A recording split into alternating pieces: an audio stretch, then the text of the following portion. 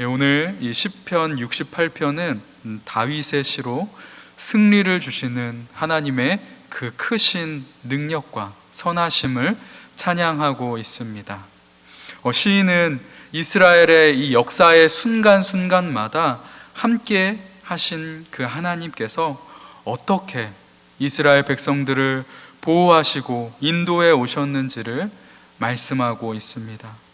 사랑하는 여러분, 이 이스라엘 백성들을 하나님께서 보호하고 인도하셨던 것처럼 우리 하나님께서 지금도 그 크신 능력으로 우리의 삶을 선하게 주장하고 계시고 의의 길로 인도하고 있다라는 이 사실을 믿으시기를 소망합니다.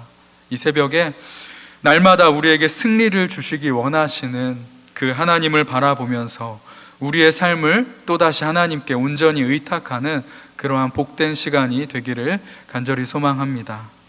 오늘 1절 말씀을 보시기를 바랍니다. 이 1절 시의 첫 구절은 민수기 10장 35절에서 모세가 광야에서 이스라엘 백성들을 인도하면서 하나님께 드렸던 그 기도와 동일한 형태를 취하고 있습니다. 시인은 이 모세의 기도를 인용하면서 과거에 하나님께서 그 광야에서 이스라엘 백성들을 인도하시고 보호하셨던 것처럼 지금 또다시 이스라엘을 인도하시고 보호하여 달라고 강력하게 요청하고 있습니다. 아마도 현재 이 시인이 위기 가운데 처해져 있었을 것이라 생각이 됩니다. 매우 중요한 순간에 하나님이라면 반드시 도와주실 것이다 라는 확신을 가지고 오늘 이 시를 기록하였을 것 같습니다. 오늘 우리는 이 시의 처음 시작을 바라보면서 무엇보다도 깨달아야 할 것이 하나 있습니다. 모세가 행군을 앞두고 하나님의 도우심을 구하는 기도를 드리고 다윗 역시 이 중요한 순간 앞에서 하나님을 바라보면서 하나님 앞에 도우심을 구하였던 것처럼 우리도 무엇을 하든지 또 인생의 매 순간순간마다 가장 먼저 이 하나님의 도우심을 구해야 되는 것을 깨달아야 한다는 것이죠. 우리는 이 땅 가운데 살아갈 때 이스라엘이 광야에서 살아가는 것과 마찬가지의 삶을 살아가게 됩니다. 예상치 못하는 장애물들이 너무나도 많이 있고 대적들이 우리 앞에 있을 수 있다는 것이죠. 광야의 수많은 어려움들, 대적들이 이스라엘을 공격하고 위협했듯이 지금도 우리 앞에 이러한 일들이 얼마나 많이 있습니까? 우리를 넘어뜨리려고, 무너뜨리려고 우리의 원수 마귀는 우리를 공격해 옵니다. 그런데 여러분, 하나님께서 그 광야의 대적들을 다 흩으셨기 때문에 이스라엘 백성들이 가나안에 들어갈 수 있었던 것처럼 여러분, 우리도 마찬가지입니다. 하나님께서 우리의 삶을 주장하시고 이끌어 가신다면 우리의 삶은 가나안으로 들어갈 수 있게 된다는 것이죠. 만약 하나님을 의지하지 않는다면 우리의 삶은 허무하게 실패로 끝나게 될 것입니다. 그렇기 때문에 여러분, 우리는 무엇보다도 하나님의 도우심을 가장 먼저 구하는 삶을 살아야 한다는 것이죠. 무슨 일을 하든지 하나님께 먼저 아뢰고 하나님께서 우리 앞에 먼저 나아가셔서 대적들을 흩어주시기를 간구할 수 있기를 소망합니다.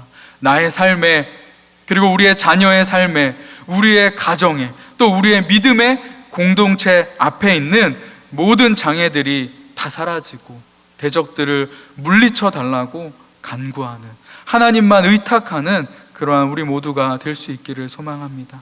매일매일의 삶의 시작 앞에 먼저 하나님께 무릎 꿇고 하나님께 의탁하게 될 때 우리는 승리를 맛보게 될 것이라 믿습니다. 그리고 그것만이 우리가 이 땅 가운데 평안을 누릴 수 있는 유일한 길임을 기억할 수 있기를 원합니다. 우리가 이렇게 하나님을 의지하며 나아갈 때 우리의 그 모든 대적들은 바람 앞에 날리는 연기와 같고 또 녹아지는 초와 같다라고 오늘 본문은 말씀하고 있습니다. 대적들이 강해 보일 수가 있습니다. 대단한 힘을 가지고 있는 것처럼 보입니다. 그러나 하나님 앞에서는 그것들은 다 보잘것없는 것이 된다는 것이죠. 형체를 알아볼 수 없을 정도로 그 대적들이 사라지게 될 것이라고 오늘 시인은 찬양하고 있습니다. 여러분, 우리는 우리 자신만 보면 매우 연약해 보일 수가 있는 존재예요. 우리 대적들은 이 세상 풍조와 공중의 권세 잡은 자들 그 앞에서 우리는 너무나도 무력해 보일 때가 많이 있습니다. 그런데 우리가 하나님의 도우심을 힘입게 된다면 그러한 것들은 우리를 어찌할 수가 없습니다. 다윗이 그 엄청난 거인 골리앗을 하나님을 의지함으로 무너뜨렸듯이 우리의 대적들이 아무리 강하다 할지라도 우리 하나님께서 우리를 도우신다면 그것들은 우리 앞에 다 엎드려지게 될 것이라 믿습니다. 그러므로 여러분, 하나님을 의지하시고 두려워하시지 않기를 바랍니다. 우리 앞에 어떠한 상황이 펼쳐지든지 어떠한 싸움이 펼쳐지든지 하나님을 신뢰하고 담대하게 나아가기를 바랍니다. 하나님을 의지하는 자, 하나님께서 반드시 승리를 주실 것이고 기쁨을 맛보게 하실 것입니다. 3절, 4절 말씀인데요, 우리 3절, 4절을 다시 한번 함께 읽도록 하겠습니다. 의인은 기뻐하여 하나님 앞에서 뛰놀며 기뻐하고 즐거워할지어다. 하나님께 노래하며 그의 이름을 찬양하라. 하늘을 타고 광야에 행하시던 일을 위하여 대로를 수축하라. 그의 이름은 여호와이시니 그의 앞에서 뛰놀지어다. 아멘. 다윗은 광야에서 이스라엘을 정말 안전하게 인도하셨던 그 하나님이 자신을 도울 것이라는 그 믿음이 있었습니다. 이 믿음은 확신이 되었다라는 것이죠. 이미 승리를 맛보고 있습니다. 하나님의 도우심을 확신하고 그 크신 능력을 신뢰하는 성도는 오늘 이렇게 찬양할 수 있다라는 것이죠. 위기와 고난의 순간이라도 하나님을 기뻐하면서 오히려 뛰놀 수 있다라는 것입니다. 진정한 성도는 위기를 기회로 여긴다라는 것이죠. 사랑하는 여러분, 지금 이 시대가 위기의 시대이다라고 말할 수 있습니다. 그러나 다윗과 같이 지금 이 위기 가운데에서도 하나님의 그 일하심, 기대하심을 소망하면서 기뻐할 수 있기를 간절히 소망합니다. 찬양하는 믿음의 사람들 될 수 있기를 간절히 소망합니다. 우리 하나님은 우리를 결코 내버려 두시지 않기 때문입니다. 하나님은 연약한 자를 내버려 두시는 분이 아니다라고 오늘 시인은 말씀하고 있습니다. 소외된 자를 돌보시는 그 하나님의 모습을 기록하고 있는데요, 5절과 6절의 말씀입니다. 본문에는 고아와 과부가 나옵니다. 당시에 사회적으로 보호자가 없고 후견자가 없는 그러한 사람을 이야기하는 것이죠. 또 고독한 자, 당시에 사랑받을 수 없고 도움과 관심이 없었던 그러한 소외된 자를 이야기하는 것이죠. 모두 다 사회적으로 너무나도 연약하고 억울하고 억압당하는 그러한 사람들을 이야기하고 있습니다. 세상은 이러한 자들한테 관심이 없습니다. 하지만 우리 하나님께서는 이들의 후원자가 되어주시겠다 말씀하고 있습니다. 즉 과부와 고아와 같은 이스라엘 백성들을, 그리고 우리들을 구원하시고 도와주시겠다 말씀하는 겁니다. 우리의 아버지가 되시고 우리의 신랑이 되어주시겠다, 우리의 친구가 되어주시겠다, 우리의 재판장이 되어주시겠다라고 말씀하시며 우리를 위로하시는 분이 바로 하나님이십니다. 우리의 어떠한 억눌림도 풀어주시고 자유케 하시며 형통케 하시는 분이 바로 우리 하나님이신 줄 믿으시기를 소망합니다. 그 하나님께서는 친히 이스라엘 백성들을 구원하셨습니다. 그들 앞에 행하시면서 그들을 인도하셨습니다.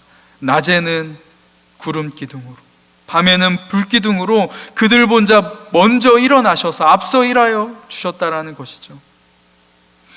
이스라엘 백성들을 애굽에서 이끌어내신 그 이후로 가나안에 들어가는 그 순간까지 한순간도 하나님은 그들을 내버려 두시지 않으셨다라는 겁니다. 늘 하나님께서는 그들의 백성들을 채워주셨다라는 겁니다. 가난한 자를 기억하시고 돌보아 주셨습니다. 9절과 10절에서도 말씀하고 있습니다. 메마르고 황량한 땅에 비를 아주 흡족히 내리심으로 지친 주의 백성들을 일으키시고 힘을 북돋아 주셨습니다. 결국에는 승리를 주시는 분이 바로 하나님이십니다. 그 하나님이 지금 우리를 도우시고 계시는 줄 믿습니다. 시인은 끝으로 하나님의 승리와 그 능력은 어디에서부터 임하는지를 말씀하면서 찬양하고 있습니다. 11절과 12절이죠. 하나님의 그 말씀이 임하게 될 때, 그 말씀이 선포될 때 이러한 승리를 맛보게 된다는 것입니다. 고대 전쟁에서 여성들의 위치는 상당히 미미하였습니다. 그런데 하나님의 말씀이 임하고 그 말씀을 선포하였더니 대적들이 물러갔다라는 것입니다. 비록 힘이 없었던 여성들이었지만 그 하나님의 말씀을 선포하였더니 하나님의 사자가 앞서 나아가셔서 그 모든 대적들을 치셨다라는 것이죠. 그 대적들이 도망갔습니다. 여성들도 전리품을 탈취하면서 완전한 승리를 거두게 된다는 것입니다. 하나님의 말씀이 선포될 때, 하나님의 말씀이 임하게 될 때 참된 평안을 누리게 될 것이고 영광스러운 삶을 살게 될 것이라고 오늘 본문의 13절은 또 이렇게 말씀하고 있습니다. 아무리 연약하고 보잘것없고 쓸모없어 보이는 존재라 할지라도 하나님의 말씀이 임재하게 될 때 승리하게 된다는 것입니다. 여러분, 내가 약해 보이고 연약해 보인다 할지라도 좌절하는 것이 아니라 오히려 그때 더 하나님의 말씀을 붙잡을 수 있기를 원합니다. 약한 가운데 하나님의 그 크신 능력을 경험하게 될 것이라 믿습니다. 이제 말씀을 맺도록 하겠습니다. 우리와 함께 하시고 우리에게 승리를 주시는 하나님은 그 바산의 높은 산이 아니라 시온의 낮은 산에 거하시는 분이다라고 시인은 말하고 있습니다. 왜냐하면 그 시온에 하나님의 성소가 있기 때문입니다. 그 높은 바산의 그 산에 하나님이 거하실 것 같지만 그렇지 않다라는 것입니다. 연약하지만 하나님의 성소가 있는 그곳에 하나님이 임하시고 하나님의 능력이 역사한다라는 것이죠. 마찬가지입니다. 하나님께서는 정말 지극히 평범하고 낮은 산과 같은 우리를 택하시고 그곳에 성소를 두시고 우리와 함께 하고 싶어 하십니다.